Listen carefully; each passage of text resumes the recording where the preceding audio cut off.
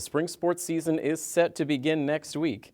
However, with cold temperatures and the possibility of snow showers headed our way, we may end up waiting a bit longer to finally see the MHS teams in action.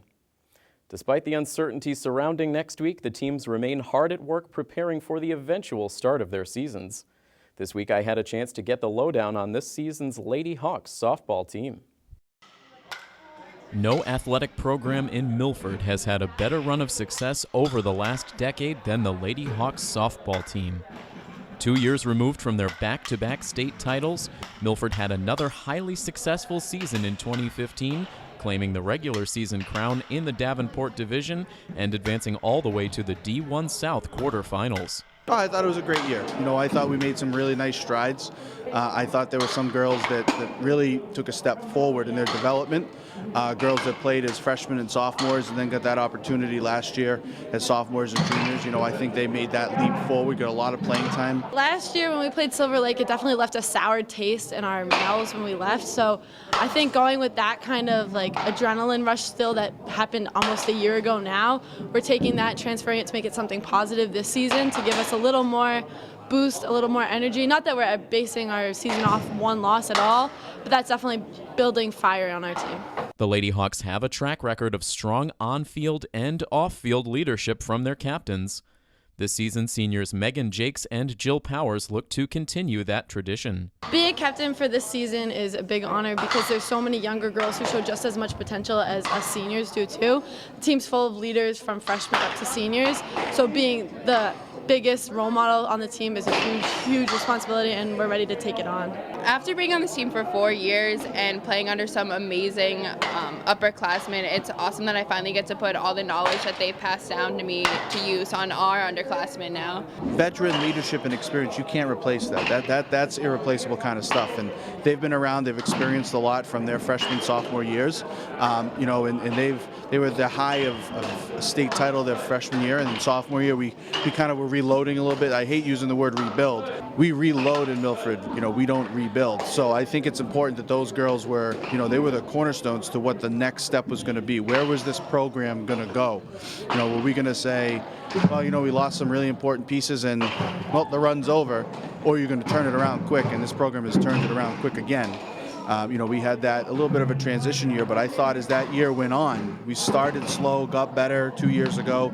Last year we had that tough loss early to Mansfield and then really turned it on, got out of the gate hot, and it just continued during the year.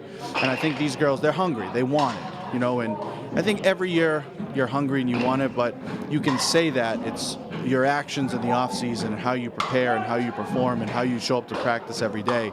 And their effort so far this year is second to none. To play at a championship level, you need to depend on each and every player on the roster, regardless of age or experience. No one understands that better than Jill Powers, who in her freshman year delivered the game-winning hit in the Lady Hawks' second state championship. It just really shows that this team, age means nothing. It's all about the skill, the talent, how much work you're willing to put in. And everybody knows that too, from the youngest player on their team to the oldest. Everyone has a job. Everyone knows what they have to do. It's just I don't know how to put it to words. Just everyone knows what their job is on the team. Not only does Milford carry a senior class with a championship pedigree, they also return all but 2 players from last season's team, making them one of the more experienced teams in the league and in the state in 2016. We had a lot of youth on the team last year that are going to continue to be youth this year. We had a lot of freshmen last year that got a lot of really, really good time, starting time, and even girls that came in late in the year and played a big role. Whether it was Kelly in the circle or Maddie Bonvino getting that game-winning hit in the playoffs. Emily Pierre-Gustavo had such a great year. Kate Irwin, Shannon Corman, all those girls really contributed last year and got a taste of what it's like, and they're going to play some big roles this year coming back. And, especially those juniors. Or juniors this year, sophomores last year, Allie and Maggie and Caitlin. I think that's important when you're young. If you can get some girls that get some really solid time, that's only going to allow you to grow moving forward. The experience for Milford softball is a very big deal. Having me and Megan returning from the state championship team, we know what it's like. We can pass that down to the younger girls. The feeling of playing in deep tournament games. While the bulk of the roster remains unchanged, there are a handful of new faces at the varsity level this season, and they have already made a strong impression on the coaching staff as well as the veteran players. I would definitely watch out for Jess Tomaso. She transferred from Hopedale, and she's going to be a great addition to our team, just what we need. She fits in perfectly with the intensity that we have and just working hard all the time. Also, Emily Hartman is a freshman. She's probably going to do some catching for us this year, and her bat. All I'm saying is I'd watch out.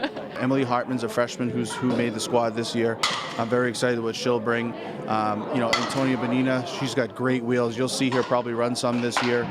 Sabrina Harstick's another sophomore that was on JV last year that's going to be with us. And for the most part, everyone else, I mean, it's familiar faces that those who were around the program over the last couple of years are going to recognize. And that's really a neat thing to see, that you're going to have those familiar faces moving forward. And the team chemistry right now is really, really good. Fans who make their way out to the softball field this season should be ready to see their team face elite-level competition each and every game. We already scrimmaged 3 pretty good teams so far this past weekend, and we held our own very well. We won, we did well. And with our non-league games, most coaches pick teams that give you an extra point, an extra 2 points in the season to go to tournament. But Coach DeVito picked the hardest teams in the state. We got the state runner-up, the state champs, we got all of that. I think it's a great competition, and it'll help us come tournament time. We've already faced some of these pitchers. We might play them in second time in the tournament. In my opinion, you want to schedule the best, because in order to be the best, you've got to beat the best. So, St. Peter Marion, the defending state champion, they're a great team. Silver Lake, once again. Hopedale's another great team. Hopkinton, those are our 4 non-league games. We looked at the schedule and decided, do we want to challenge ourselves or do we not want to challenge ourselves? And I'm in the belief that you really, really and truly want to challenge yourself in the non-league schedule, because you're going to see those teams when you get into the playoffs. So why not challenge yourself, see where you stack up, and the chips will fall where they may. With veteran leadership, young players hungry to make an impact, and an overall relentless pursuit of excellence that would make their AD proud, Milford softball looks to be on track for yet another lengthy postseason appearance. I have very high expectations for this team. Everyone put in work in the off season, last season. I think this is the year that everything's going to come together. And I really do see us being out there come June. We have this type of work ethic that only happens every few decades. You don't normally get this. We have chemistry that is unbeatable. The girls work together. We work hard because the girl next to me is working 10 times harder than me, so I work 10 times harder than her.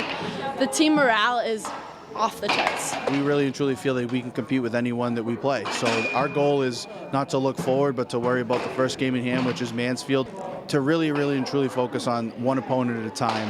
And, everything else will fall into place. But if we take care of business on that specific day and not worry about who we have played, who we might play, or wherever we may end up if we're fortunate, to get to the playoffs and make a nice run again. We just got to focus on what we can control, and what we can control is where our effort and where we are on that given day, and move forward as a team. Hey everybody, this is Tim Coette. Make sure you check out full episodes of the Milford Informer on Milford TV. New episodes air every Friday night at 7:30 p.m. and then re-air frequently over the course of the weekend. Milford TV can be found on Comcast Channel 8 and Verizon Channel 38. And if you live in the Milford area and have an idea for a news story, you can contact us at news@milfordtv.net.